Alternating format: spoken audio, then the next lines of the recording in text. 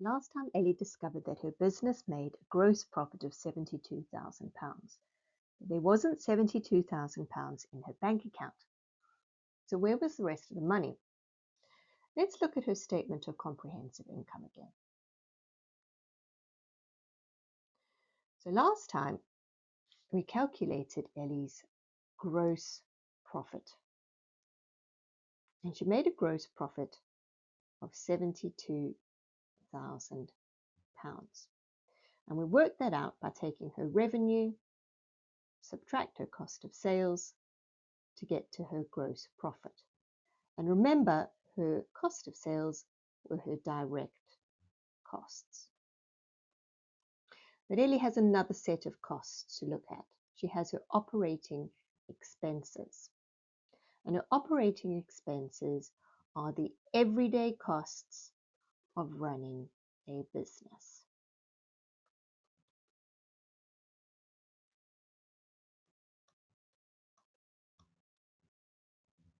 Those are her indirect costs.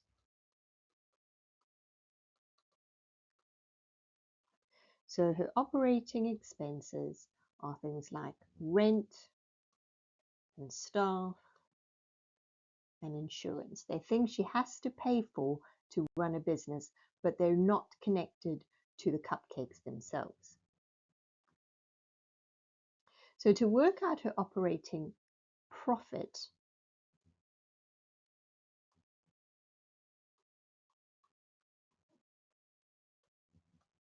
we take a gross profit, subtract the operating expenses, and we get to an operating profit. So her operating expenses were £30,000. So her operating profit is £42,000. And if you have a look here, you have gross profit, subtract her operating expenses to get to her operating profit. Now, operating profit tells us how efficiently the business is run. So it measures profit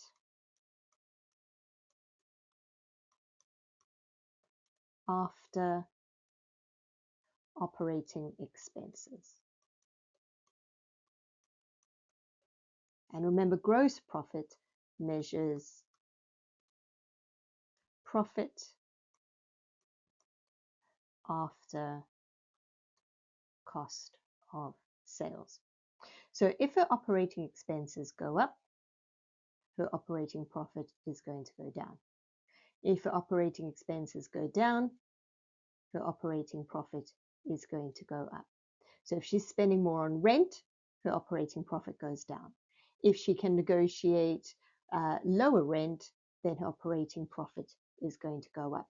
So it's telling us how efficiently or how well she is running her business on a day-to-day basis. But that is not what's in her bank account. So next time, we're going to look at her net profit or her profit for the year.